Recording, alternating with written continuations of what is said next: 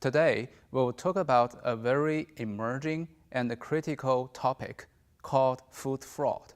We'll talk about its situation in Canada and how we can control it. Food fraud is the deliberate and intentional substitution, addition, tampering, or mispresentation of the food ingredients, or the food packaging material, or the false or misleading statement made by the food products for the economic gain. Food fraud represents a total of 52 billion problem worldwide and is worth more than the heroin and the firearms trafficking combined together. So therefore, you can see food fraud is a very critical problem and issue to be solved. So everyone is very familiar with the terminology that we call food quality and food safety.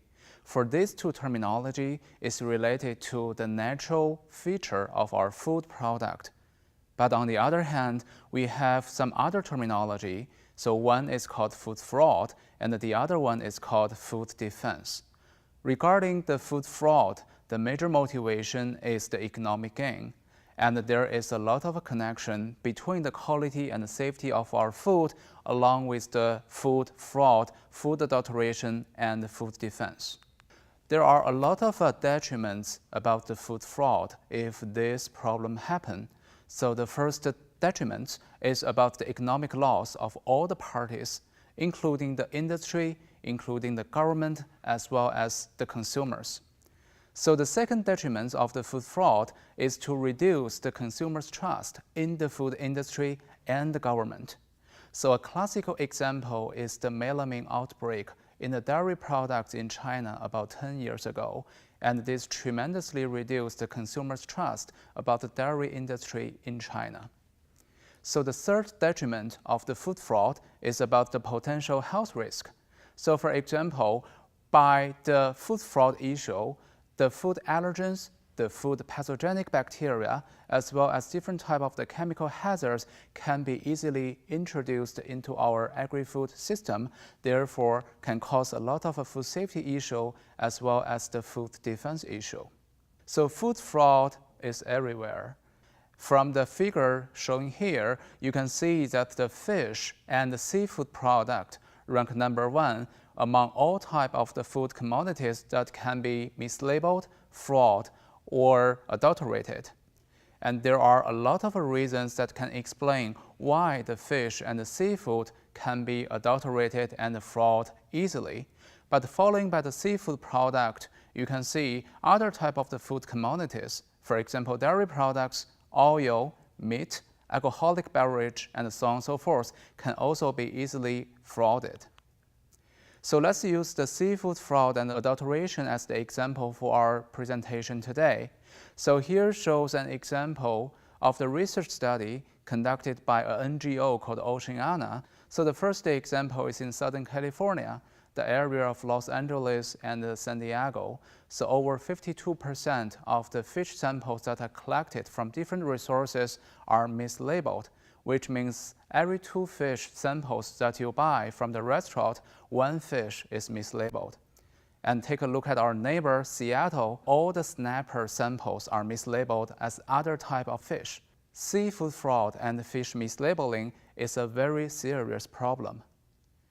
This is an example to show the transparency of the seafood supply chain is really poor, and we don't have a very good traceability system in order to monitor the seafood supply chain.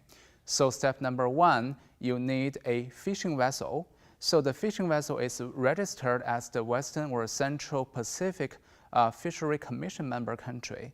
And then you take the fishing vessel, go to the high sea, and fish all you can in the high sea without any oversight. And you can also either report or either declare the number or amount of the fish you harvested at the high sea. Step number 3, this is a critical step, we call it transshipment. So you can mix your caught fish with some other legally transshipped fish together at the high sea. Step number 4, you ship all the catched fish for processing in some Southeast Asian countries with some limited port controls. And eventually, step 5, you export all the processed fish into United States of America as the product of the processing country, for example, Thailand.